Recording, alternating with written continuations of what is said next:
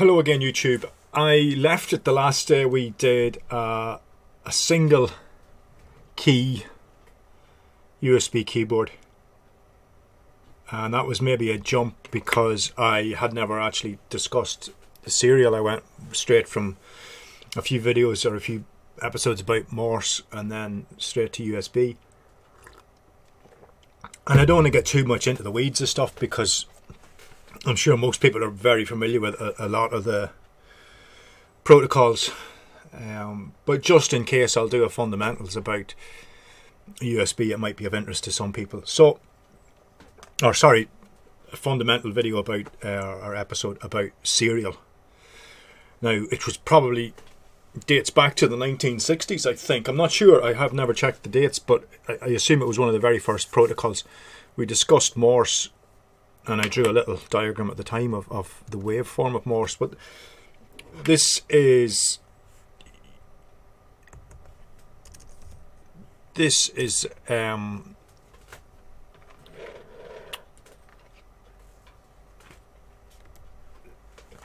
more or less the waveform for serial communications, and the specification would have been RS-232, and RS-232. Now the specification was probably moved from various standards bodies through the years. I'm not sure who actually owns the spec of them or is responsible for the specification, but it would have originally been about 12 volts for long distance communications, and the first computer-to-computer communications would have used 12 volt signal lines. Now I'm using a PIC microcontroller which has only got 3.3 volts, so we'll go between 3.3 volts and 0 volts. Now in a serial line it usually idles high, but it can idle low, but usually I think it's idles high, and the first bit is a start bit. So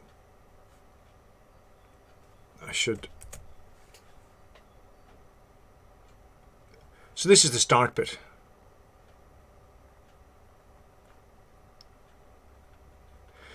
And this falling edge tells the receiver this is an asynchronous protocol. What that means is this contains no timing information. And this falling edge can happen at any time. A transmitter can decide at any moment that it has something to transmit, and it starts transmitting. The receiver just has to wait for the falling edge. When the falling edge occurs, the receiver knows, right, I've got to sample 8 bits. And if I just select the falling edge, the receiver knows it's got to sample 8 bits, and it should be sampling in the middle of this bit,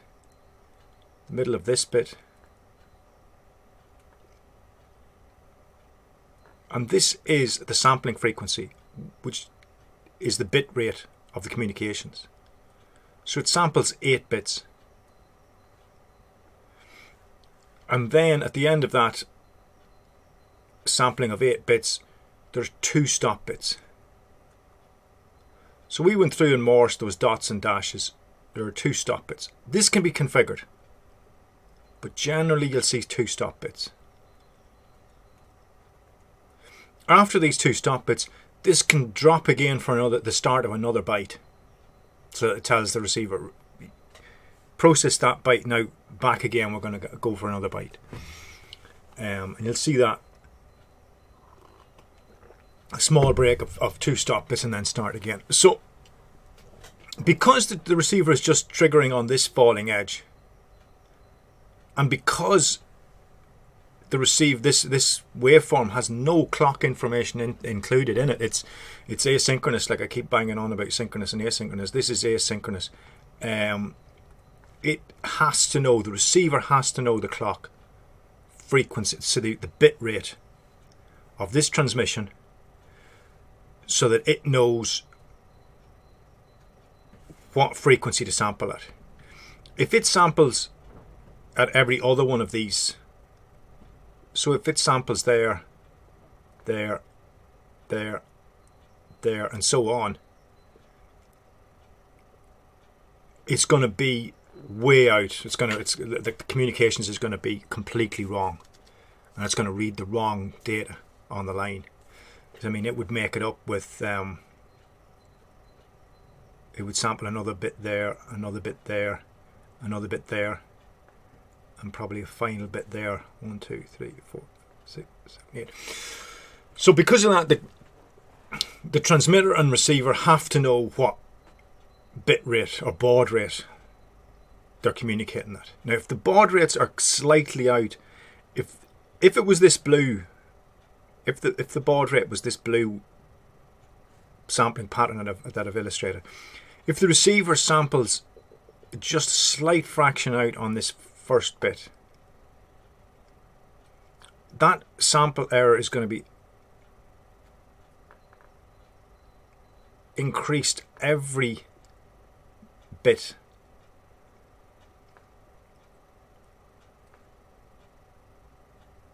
So it'll actually sample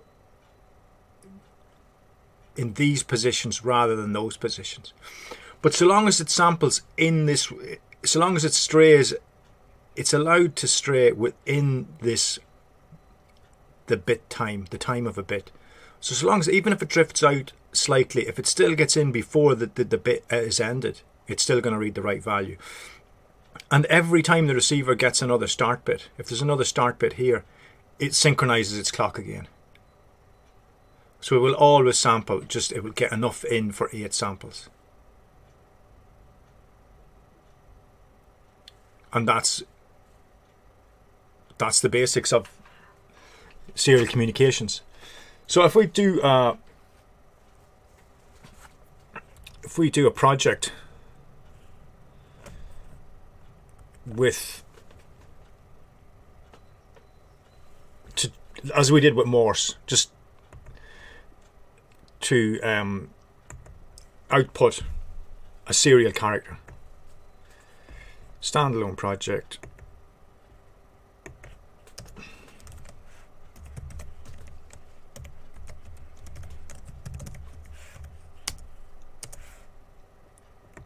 picket 3,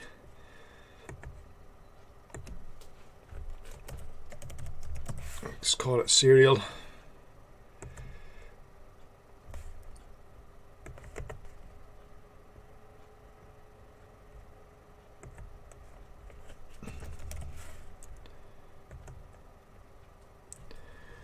So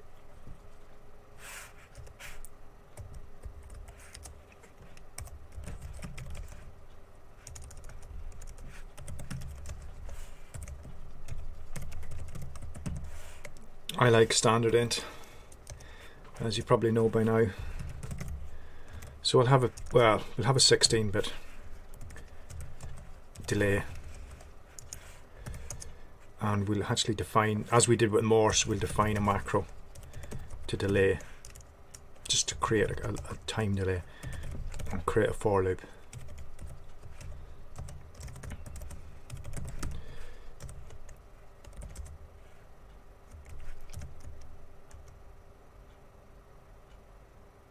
Let's go with 800. Sorry, 800 hex for the minute. We'll tidy that up at the end, and we'll do a no op, and that's all our delay loop's going to do.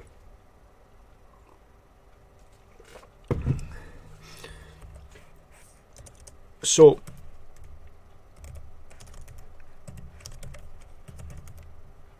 we previously had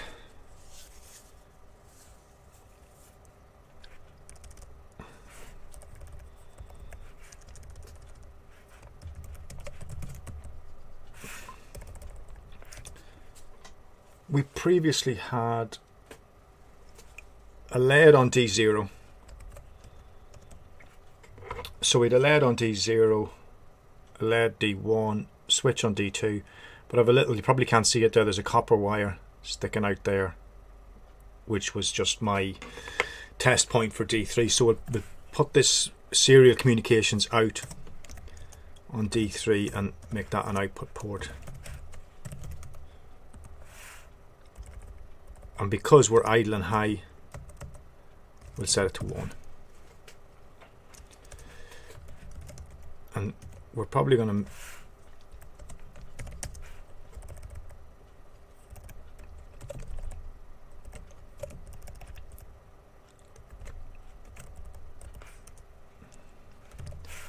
so the first thing we're going to do is set the line low and delay. I'll copy that first, hold on.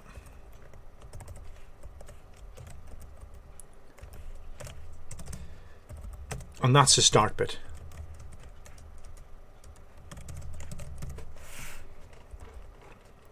Now we need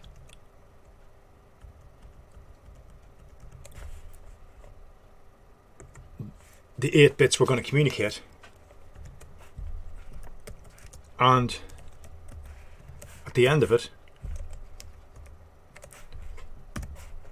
sorry, I don't know what I did there. At the end of it,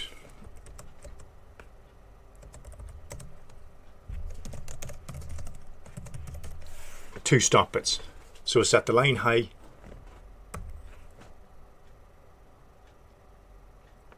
and delay it twice.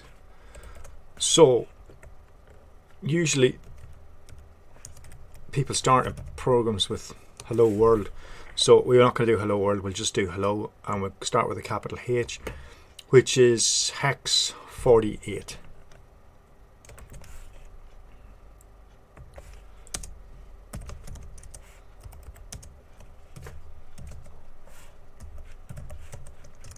Capital H. So that's binary. If I do this in 2 nibbles, 0 1 0 0 and 1 0 0 0.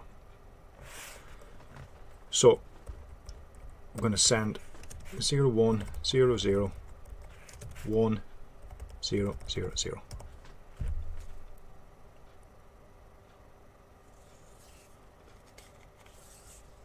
Now, just to get the timing right, for the minute, I think I'm going to do something different, which is we'll do 1 0. We'll come back to H, but we'll do 1 0 1 0 1 0 1 0, and this is going to enable me to get me timings right. So if I just plug this Kit 3 in and program this,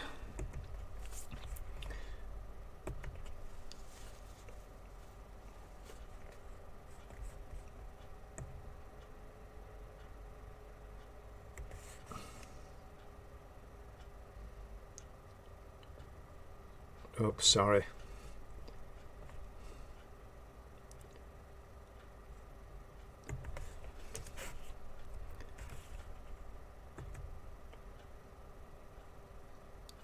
Right, now we program it.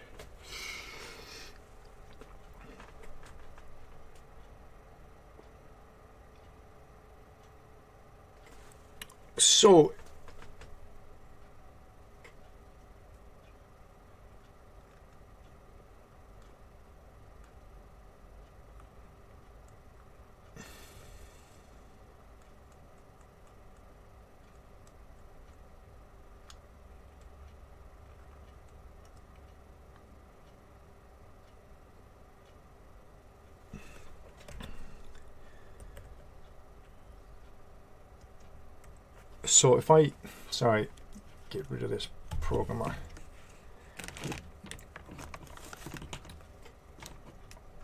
Now, in order to look at this, this wouldn't be the scope I ordinarily use, but just to get it onto a screen so you can see it, I'm just going to use a simple bit scope, which is going to enable me to, it's just a simple USB scope. It's just something that's handy to have in a bag just in case.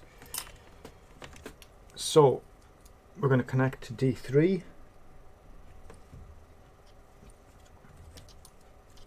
and ground. I don't know if you're going to be able to see this, but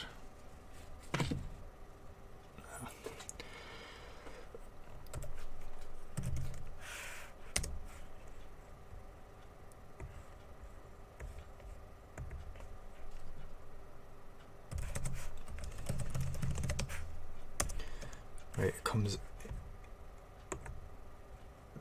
right. So you can see there, I'm not very good with this scope. It's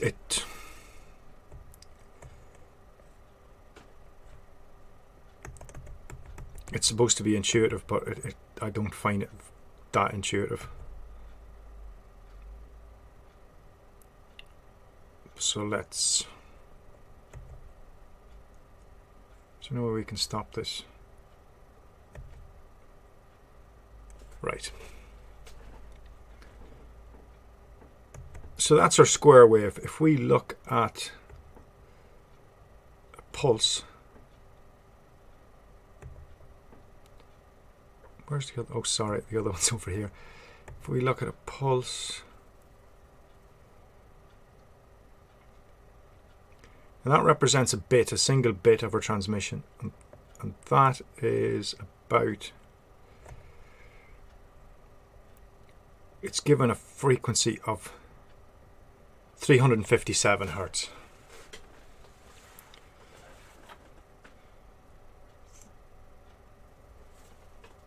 So a bit of basic algebra, which I may fail at. What was it? 357 hertz. If I just jot this down, we've got 357 hertz, and that was from a delay of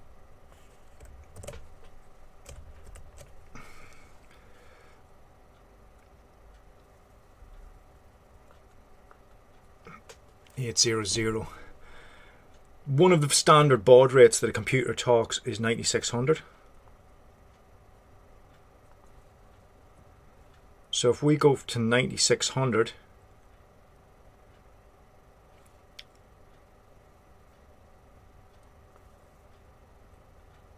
we're about to work in decimal. Wait till I get a calculator.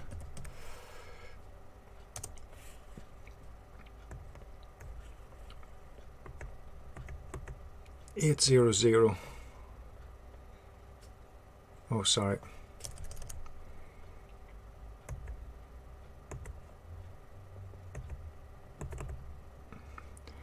It's 2048. I should probably know that.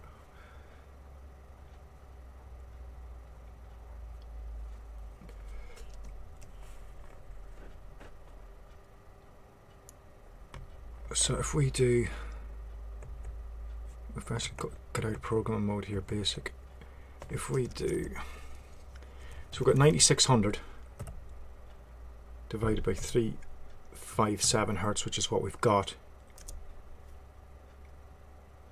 That's 26.8. So if we divide what we've got at the minute in terms of a delay is 2048. If we divide that, we want a delay of 76.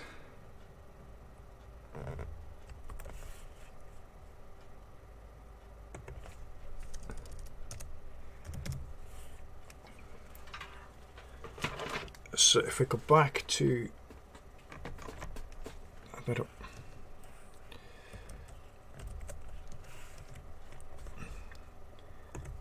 I haven't got enough USB ports. There's never enough. So if I change the delay and reprogram that delay,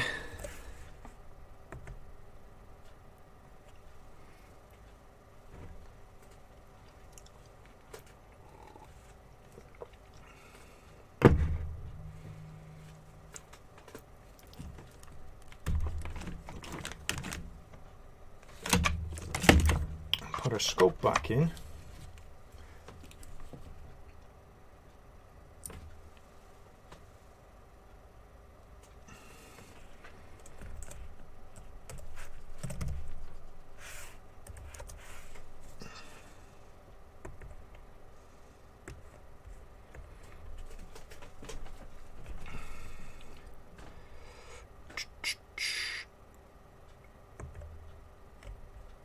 just check this now.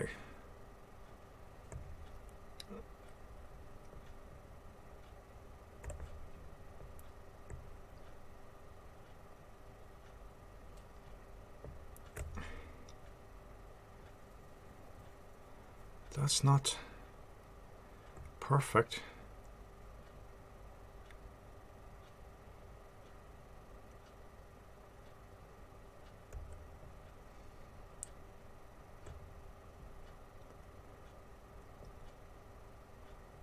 But is it close enough?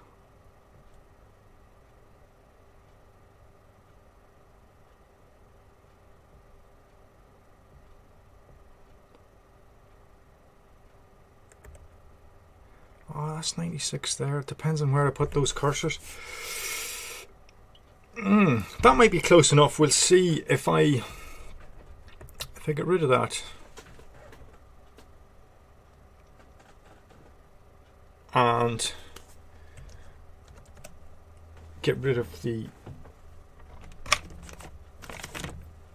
little oscilloscope, which we just used to check the timing. One of the things which is extremely useful, and I should have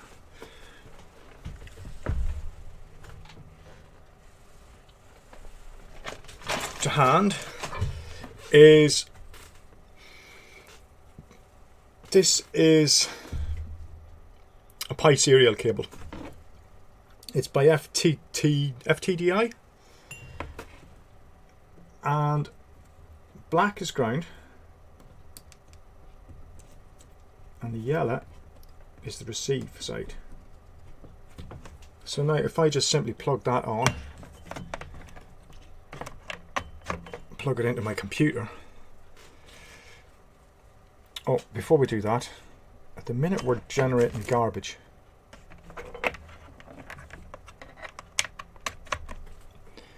We just had a timing pattern. So if I do what I originally wanted to do, which was a H character, so we want 0, 1, 0, 0, 1, 0, 0. So if I program that down,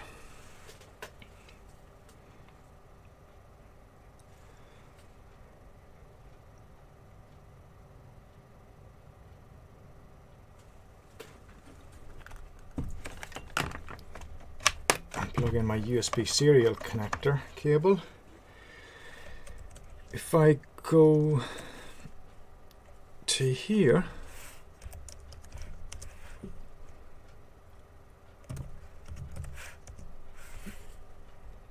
FTDI, so I've got a USB serial cable,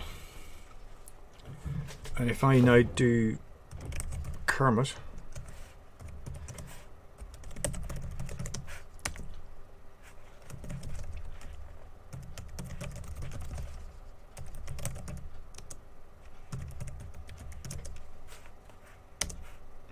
hopefully this doesn't take long.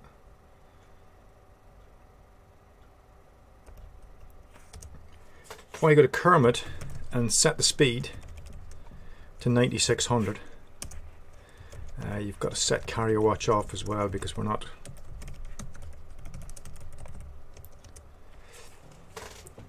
And what we're getting here at the minute is a constantly reoccurring pattern of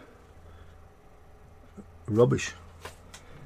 So one of the things about serial, and one of the first errors that was encountered, and you can look into this, is that if I give you a byte and tell you, so I'm trying to transmit, what was I trying to transmit? 48 hex. If I tell you to transmit 48 hex onto a line, do you shuffle the bits out this way onto a line, or shuffle the bits this way? So you would either have the most significant bit going out first, or the least significant bit. And this was the first occurrence of, I think it actually happened that the two groups wanted to get their computers to talk, and it was a very simple case of, right, we'll shuffle out bits at 9600, but one group shuffled out the most significant bit first, and the other group shuffled out the least significant bit first. And it's called the Little Indian problem.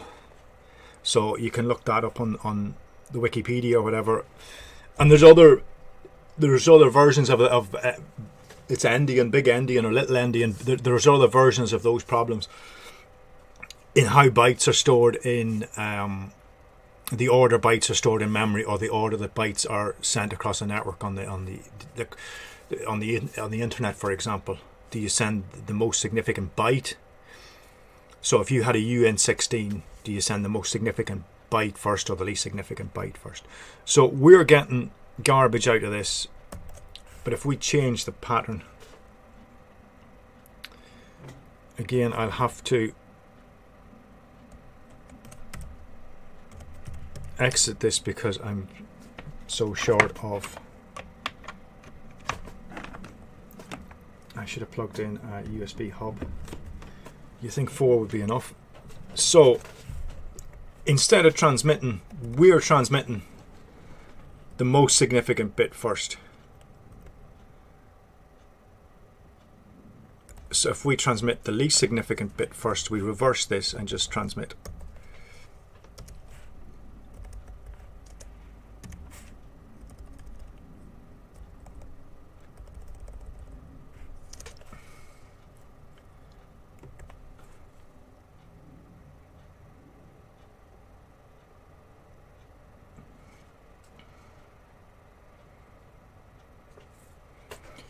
So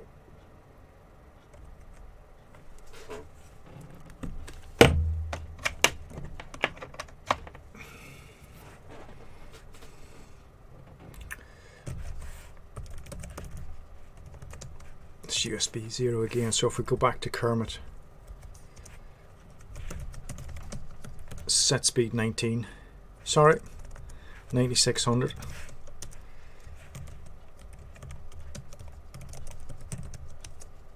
There's our capital H.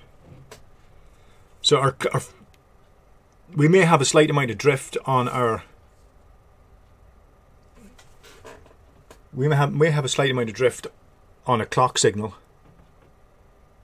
but it's close enough that we're getting our samples in at the right point in this pattern.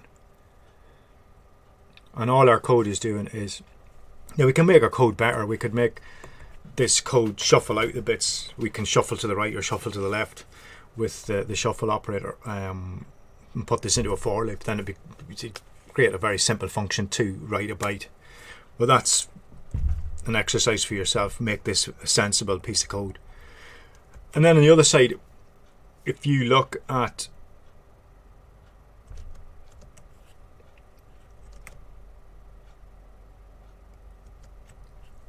if you looked at the data sheet,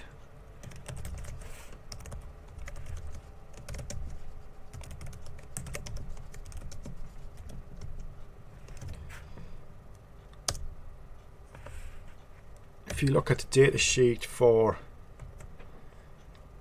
our PIC micro, there's a universal, there's a UART. And this is what a UART does. You don't have to, what I'm doing there is sticking in delays, calculating times as we did with Morse. That's a very inefficient way of doing this. The microcontroller has a special part of the silicon set aside for a UART, and you just pop bytes that you want transmitted. You configure it and pop bytes that you want transmitted into this a register, and it will transmit them out on a line. You set the baud rate, set the number of stop bits. Number stop bits should be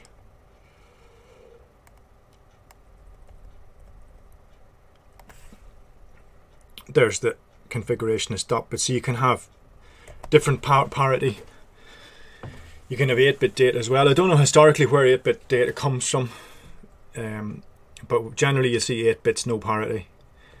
Parity would have been used there in the early days when people were trying to detect errors on a line, when lines were very noisy and they were prone to errors. But nowadays, you're only usually using serial over a very short space to communicate with other devices that are close. And there you see there's only 2 configurations. 0 is 1 stop bit or 2 stop bits. So configure the UART the way you want transmissions to go, and then pass it the bytes, and it'll take care of the rest. But that's just a very quick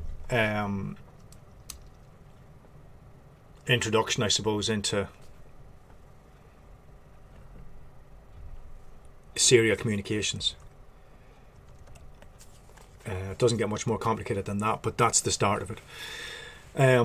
I'll leave it there. Thanks a million for watching.